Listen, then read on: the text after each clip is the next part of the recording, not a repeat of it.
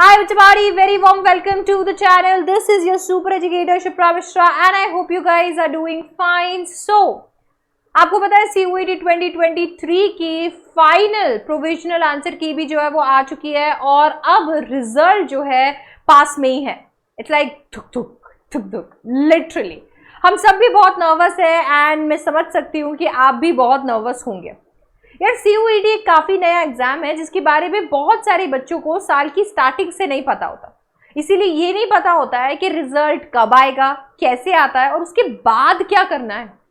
और इसी बीच बहुत सारे इंपॉर्टेंट स्टेप्स हम मिस कर देते हैं और बहुत सारी अपॉर्चुनिटीज हम खो देते हैं. आज मैं आपको शॉर्ट में एक पूरा स्टेप बाय स्टेप प्रोसेस के थ्रू ले चलूंगी जिससे आपको पता चलेगा कि आप अपने डिजायर्ड कॉलेज और अपने कोर्स तक कैसे पहुंचेंगे. तो सबसे पहली चीज तो ये जान लीजिए कि एनटीए ने अपने पब्लिक नोटिस में ये बता दिया है कि मिड ऑफ जुलाई तक आपका रिजल्ट आ जाएगा. 15 जुलाई के आसपास आपका रिजल्ट आना चाहिए, कुछ एक दिन पहले कुछ एक दिन बाद में, बट आपको आपका स्कोर कार्ड मिल जाएगा. अब जैसे ही वो स्कोर कार्ड मिल जाता है तो क्या एनटीए हमें ऑटोमेटिकली हमारे कॉलेजेस में डाल देगा? क्या हमने जो CUET के एप्लीकेशन फॉर्म के दौरान यूनिवर्सिटीज भरी थी क्या उनमें हमारा ऑटोमेटिक एडमिशन हो जाएगा? नहीं, ऐसा नहीं है. सबसे पहले जब आपका रिजल्ट डिक्लेयर होगा तो आपको एक स्कोर कार्ड दिया जाएगा, जिस स्कोर कार्ड को आपको अपने पास में संभाल के रखना है क्योंकि ये स्कोर कार्ड आपका आइडेंटिटी बनेगा और आपके एप्लीकेशन प्रोसेस और एडमिशन प्रोसेस में आपकी मदद करेगा. देखिए, एनटीए एक ऐसी एजेंसी है जो एक कॉमन टेस्ट जिसका नाम है CUET वो कंडक्ट कराती है. तो उसका काम इतना है कि वो आपका टेस्ट कंडक्ट करा देगी और आपके रिजल्ट्स आपको सौंप देगी कि ये लो, ये रहा आपका रिजल्ट, आपका स्कोर कार्ड, अब आपको जो करना है आप करो. एनटीए के पास में CUET के लिए जितने भी रजिस्टर्ड कॉलेजेस हैं जो आपको CUET की ऑफिशियल वेबसाइट पे मिल जाएंगे, आपकी कॉलेजेस यानी कि आपके जितने भी पार्टिसिपेटिंग यूनिवर्सिटीज हैं, यहाँ पे आपको 250 से ज़्यादा यूनिवर्सिटीज ऐसी मिल जाएंगी जो पार्टिसिपेट कर रही है. ये सारे के सारे यूनिवर्सिटीज अपने अपने एप्लीकेशन फॉर्म्स रोल आउट करेंगे. कुछ यूनिवर्सिटीज रिजल्ट के पहले ही एप्लीकेशन फॉर्म्स रोल आउट कर लेती हैं और उनका फॉर्म फिलिंग प्रोसेस शुरू हो जाता है.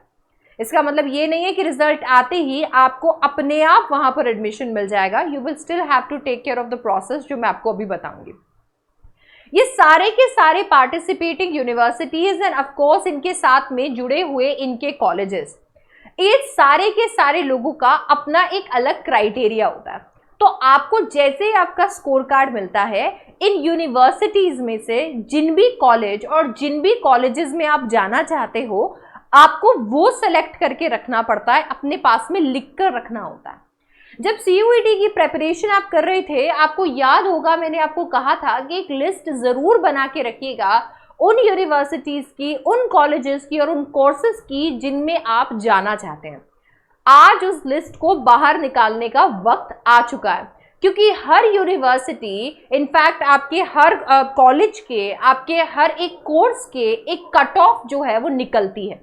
आपको पता है कि ठीक है, अगर आपको मान लीजिए हिंदू कॉलेज में जाना है तो आपकी सच एंड सच कोर्स की कट ऑफ निकलेगी. अगर आपको मान लीजिए श्री राम कॉलेज में जाना है तो सच एंड सच कोर्स की कट ऑफ निकलेगी. और इसी कट ऑफ के अंदर अगर आपके स्कोर कार्ड के अनुसार आप फिट हो जाते हैं तो उस कॉलेज के उस कोर्स में आपका एडमिशन हो सकता है. ठीक है, इसीलिए आपका रिजल्ट आते ही काम खत्म नहीं, काम शुरू होता है. चलिए एक बार कुछ स्टेप्स यहाँ पर देख लेते हैं जिनका आपको ध्यान रखना पड़ेगा. अब देखो, जैसे ही आपको आपका रिजल्ट मिल जाता है, आपने अपना रिजल्ट ले लिया, आपने अपना स्कोर कार्ड जो है वो अपने पास में रख लिया. ऑफ कोर्स आपको एक फिजिकल कॉपी नहीं मिलेगी, जैसे क्लास 10 क्लास 12 की सर्टिफिकेट्स मिलते हैं तो आप चाहें तो इसे प्रिंट भी कर सकते हैं ताकि आपको बार बार लॉग इन करके अपने क्रेडेंशियल्स डाल के अपना रिजल्ट नहीं निकालते रहना पड़े. अब जैसे ही आपको आपका रिजल्ट मिल जाएगा, आपको यूनिवर्सिटीज और उनके क्राइटेरिया को चेक करना रहेगा. हर यूनिवर्सिटी का अपना एक अलग क्राइटेरिया हो सकता है. उसके अंदर रजिस्टर्ड कॉलेजेस आपको देखने रहेंगे, उनके अंदर के कोर्सेज आपको देखने रहेंगे. आपको देखना रहेगा कि वहां पर क्या एडमिशन का क्राइटेरिया है अगर अभी तक आपने नहीं देखा. Please prepare a list of universities that you want to apply to along with the list of colleges जहां पर आप अप्लाई करना चाहते हो आपके प्रेफरेंसेस के फॉर्म में, and in addition to that आपको अपने कोर्सेज भी लिख लेने चाहिए। तो फॉर एग्जाम्पल मेरे रिजल्ट के अनुसार मैं 3 यूनिवर्सिटीज में अप्लाई करना चाहती हूँ। मुझे जामिया, दिल्ली यूनिवर्सिटी, BHU, ये तीनों बहुत अच्छे लगते हैं और इन तीनों में मैं अप्लाई करना चाहती हूँ। तो इन तीनों के एप्लीकेशन फॉर्म का मुझे ख्याल रखना पड़ेगा। इसके साथ साथ में इनके अंदर जो कॉलेजेस या डिपार्टमेंट्स हैं वो कौन कौन से कोर्सेज ऑफर करते हैं वो भी मुझे ध्यान रखने पड़ेंगे। उन कॉलेजेस को अपने प्रेफरेंस के अनुसार, फॉर एग्जाम्पल अगर मुझे दिल्ली यूनिवर्सिटी में सबसे पहले श्रीराम कॉलेज चाहिए तो मैं सबसे पहले श्रीराम कॉलेज लिखूंगी, मेरा प्रेफरेंस सबसे नंबर 1 का वो होगा। अगर मुझे श्रीराम कॉलेज नहीं मिलता है तो मैं ठीक है, मैं हंसराज मेरा सेकंड प्रेफरेंस रखना चाहती हूँ, मैं तीसरा प्रेफरेंस हिंदू रखना चाहती हूँ। याद रखिए यहाँ पर मैं किसी कॉलेज को कोई रैंकिंग नहीं दे रही हूँ, ये बच्चे टू बच्चे, कोर्सेज टू कोर्सेज वेरी करने वाले प्रेफरेंसेस हैं। तो अपने प्रेफरेंसेस के अनुसार अपने यूनिवर्सिटीज, उसके सामने अपने कॉलेजेस और अपने कोर्सेज की लिस्ट बनाइए। आप जो अपनी लिस्ट बनाएंगे वो कुछ इस प्रकार बना सकते हैं। जितने भी CUET की रजिस्टर्ड यूनिवर्सिटीज हैं और जिन भी यूनिवर्सिटी में आप जाना चाहते हैं और उनके लिए अप्लाई करना चाहते हैं, पहले आप उन यूनिवर्सिटीज को लिख दीजिए। आपके यूनिवर्सिटीज आ गए। इसके बाद में आपके प्रेफरेंसेस के अनुसार आप अपने कॉलेजेस, जिन भी कॉलेजेस में आप इन यूनिवर्सिटीज में जाना चाहते हैं या आपके पसंदीदा या आपके स्ट्रीम से जुड़े हुए आपकी एलिजिबिलिटी को मैच करते हुए कोर्सेज प्रेजेंट हैं, उन कॉलेजेस का आप लिस्ट बना लीजिए। याद रखिए कि ये कॉलेजेस की लिस्ट अपने प्रेफरेंस में ही बनाइएगा, क्योंकि जब आप एप्लीकेशन फॉर्म भरेंगे ये भी प्रेफरेंस में ही जाएंगे। दैट मीन्स आपके CUET के स्कोर पहले आपको आपका नंबर 1 कॉलेज दिलाने की कोशिश करेंगे, ये नहीं तो नंबर 2, ये नहीं तो नंबर 3 एंड सो ऑन। इतना ही नहीं, हर एक कॉलेज जो आप प्रेफर कर रहे हैं उसके अंदर आप कौन कौन से कोर्सेज लेना चाहते हैं वो भी आपको यहां पर मेंशन करने चाहिए। अपनी लिस्ट के अंदर अपने कोर्सेज को भी मेंशन कीजिए। अपने दिमाग में बिठा लीजिए कि अगर इस कॉलेज में ये वाला कोर्स मुझे नहीं मिला तो ये करूंगा, नहीं तो ये वाला, नहीं तो ये वाला, नहीं तो ये वाला। अगर ये कुछ भी नहीं मिलता है तब जाकर यूनिवर्सिटी 2 में आऊंगा एंड इसके भी कोर्सेज सो ऑन स्केड्यूल कर दीजिए या लिख के रख लीजिए। सब कुछ अपने प्रेफरेंस के हिसाब से नंबर 1, नंबर 2, नंबर 3 इस तरीके से ही सेट कीजिएगा। ठीक है, आप इस लिस्ट को खुद अपने अकॉर्डिंग बनाइए। अकेडमिकली सारे यूनिवर्सिटीज को जज कीजिए, को करिकुलर एक्टिविटीज को जज कीजिए, चाहिए तो सीनियर्स से बात कीजिए और चाहिए तो जाकर कैंपस को विजिट कीजिए। चाहिए तो बहुत सारी वीडियोस भी देख सकते हैं जहां पर आपको कैंपस विजिट कराया जाता है, बट मैं आपको पर्सनली सजेस्ट करूंगी कि आप जाकर कैंपस विजिट करें अगर आप कर सकते हैं तो, क्योंकि उसका कोई मुकाबला नहीं है। वहां पर जब आप जाते हैं, बच्चों को मिलते हैं, उनसे बात करते हैं, आप अपने पेरेंट्स को भी लेकर जाइए। जब आप उस कैंपस को देखते हैं तो आप शायद ज़्यादा बढ़िया मन बना सकते हैं कि आपको कहाँ जाना है। ये एक्चुअली बहुत ज़्यादा क्रूशियल है, क्योंकि जैसा मैं हमेशा कहती हूँ, आपका कॉलेज का सिलेक्शन या तो आपको बना सकता है या तोड़ सकता है। आपको किसी की प्रेफरेंस लिस्ट, किसी के चॉइसेस पर डिपेंडेंट होने की कोई ज़रूरत नहीं है। आप खुद ये काम कर सकते हैं आराम से। लोगों से बात करके आप कहाँ पहुँच सकते हैं, आप कहाँ पे रह सकते हैं, आपकी पॉकेट्स क्या अलाउ करती है, आपकी इच्छा क्या है, क्या आप कॉलेज सेंट्रिक होना चाहते हैं या कोर्स सेंट्रिक होना चाहते हैं, इसका भी एग्जाम्पल देती हूँ। बहुत बार बच्चे मेरे पास आते हैं, मैम मुझे तो BCom ही करनी है। अब ऐसे में वो क्या है, कोर्स सेंट्रिक है, उन्हें कोई भी कॉलेज मिल जाए कोई फर्क नहीं पड़ेगा। बहुत सारे बच्चे मेरे पास आते हैं, मैम मुझे हिंदू कॉलेज में ही जाना है। इसका मतलब क्या है कि वो कॉलेज सेंट्रिक है, उन्हें उसमें कोई भी कोर्स मिल जाए उन्हें कोई फर्क नहीं पड़ता। तो आपको ये भी डिसाइड करना चाहिए, क्योंकि कभी कभी आपके स्कोर्स आपके दोनों हाथों में लड्डू दे सकते हैं। कि ठीक है आपको मनचाहा यूनिवर्सिटी, मनचाहा कॉलेज, मनचाहा कोर्स मिल जाए, पर कभी कभी ऐसा नहीं भी हो सकता। ऐसे में आपके दिमाग में बहुत सारे ख्याल आ सकते हैं, क्या मैंने CUET देकर गलती करी, क्या मेरा समय बर्बाद हो गया है, क्या अब मेरे को प्राइवेट कॉलेज में ही जाना पड़ेगा, या मुझे ड्रॉप ले लेना चाहिए। नहीं नहीं, अपने दिमाग को ब्रॉड रखिएगा और यहां पर भी उसी ब्रॉडनेस के साथ कॉलेज और कोर्सेज की लिस्ट बनाइएगा। ठीक है, अगर आपने दिमाग में कोई कोर्स फाइनल किया है तो कॉलेजेस बढ़ा दीजिए, अगर आपने कोई कॉलेज फाइनल किया है तो उस कॉलेज के अंदर आने वाले कोर्सेज बढ़ा दीजिए, ताकि आपके chances to get into a particular university बढ़ जाए। ऐसे ही आप बाकी यूनिवर्सिटीज भी बना लीजिए। ये जो लिस्ट आप अपने पास में बनाएंगे, इसके काफी फायदे हैं। सबसे पहला, ये फ्री ऑफ कॉस्ट है, इसके कोई पैसे नहीं है। दूसरा, ये आपने खुद बैठकर बनाई है, इसके लिए यहां पर आपको मिलेगा एक सेटिस्फैक्शन जो आपको कभी नहीं मिल सकता। कभी कभी क्या होता है, हम लोग किसी और के कहने पे कुछ कर रहे होते हैं। शिप्रा मैम ने बोला दिल्ली यूनिवर्सिटी जाना है, इसके लिए दिल्ली यूनिवर्सिटी आई। मैम ने कहा था मिरांडा हाउस लेना है, इसीलिए इतने सारे कॉलेजेस आ गए थे, उसके बावजूद मिरांडा हाउस लिया। मैम ने कहा था ये कोर्स करना है, इसलिए ये कोर्स किया, और देखो नहीं करना था मुझे ये सब। शिप्रा मैम या कोई भी मैम, कोई भी सर, कोई भी रिलेटिव भगवान नहीं है। तुम्हें वो करना है जो तुम्हें लगता है कि तुम्हें करना चाहिए, जिसमें तुम्हें दिलचस्पी है। तुम्हें अपनी इकिगाई खुद फाइंड करनी है। तुम कौन से कॉलेज में जाना चाहते हो, कौन सा कोर्स करना चाहते हो और क्यों करना चाहते हो, ये तुम्हारे दिमाग में क्लियर होना ज्यादा जरूरी है। कंपटीशन हर जगह पे है और तुम्हारे सामने है। ये लिस्ट तुमसे बेटर और कोई नहीं बना सकता। अगर अभी तक ये प्रिपेयर नहीं की है तो अभी प्रिपेयर करो, क्योंकि तुम्हारे पास ज्यादा टाइम नहीं है। ठीक है, तो जब आपने अपना रिजल्ट जो है वो प्रिंट निकाल लिया है, यूनिवर्सिटी उनके क्राइटेरिया चेक कर लिए हैं, अगर किसी को सिर्फ एक ही यूनिवर्सिटी में जाना है तो वो आप कर सकते हो, मल्टीपल यूनिवर्सिटी में जाना है तो वो आप कर सकते हो। मैं आपको बता देती हूँ, अगर आपको मल्टीपल यूनिवर्सिटीज में जाना है तो आपको सारे यूनिवर्सिटीज के एप्लीकेशन फॉर्म भरने रहेंगे।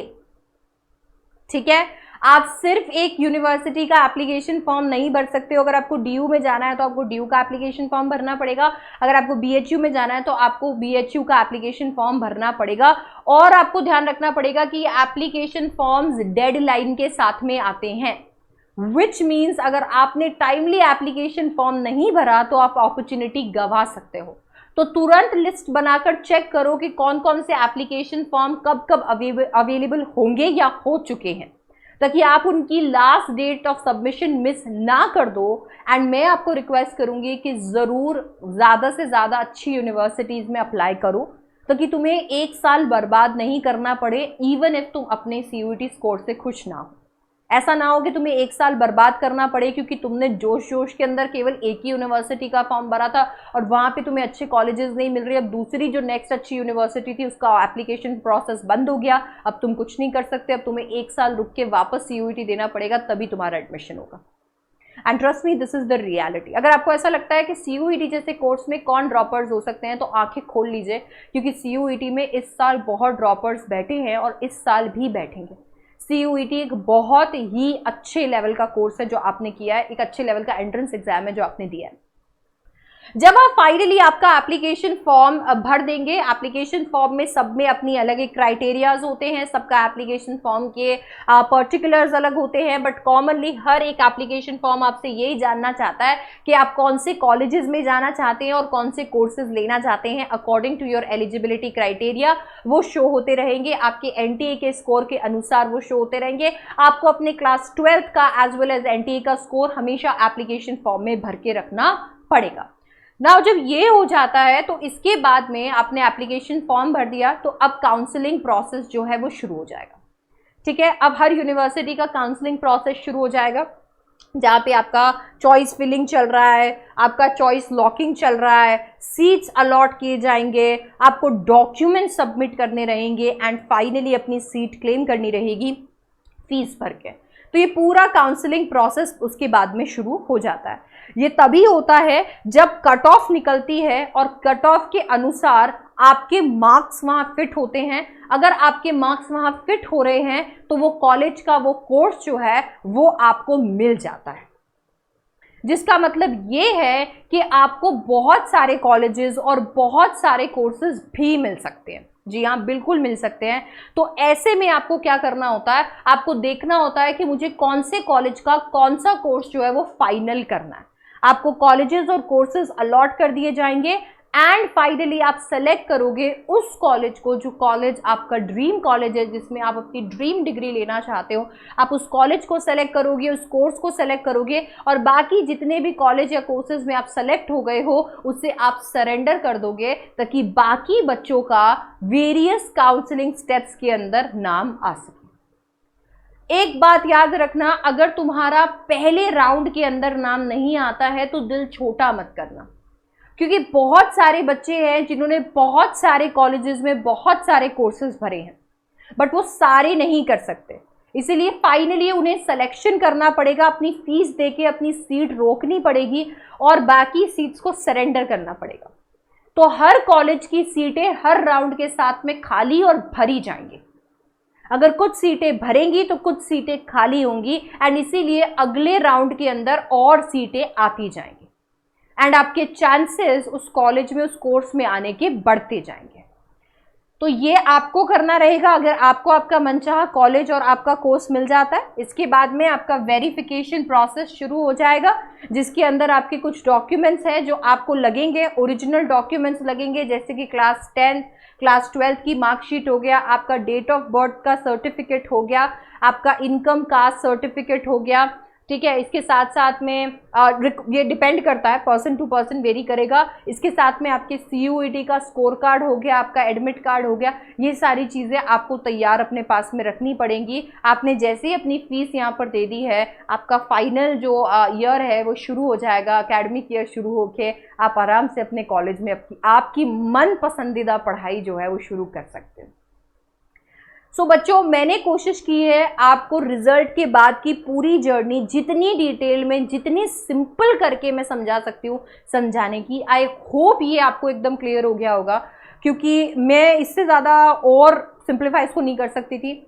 सो अगर आपको ये वीडियो पसंद आया और आपको लग रहा है कि आपने इससे कुछ नया सीखा और आपके दोस्त भी इससे कुछ नया सीख सकते हैं, तो प्लीज़ उनके साथ में इसे शेयर कर दो और वीडियो को लाइक ज़रूर करना और अपना फीडबैक ज़रूर शेयर करना कमेंट सेक्शन में।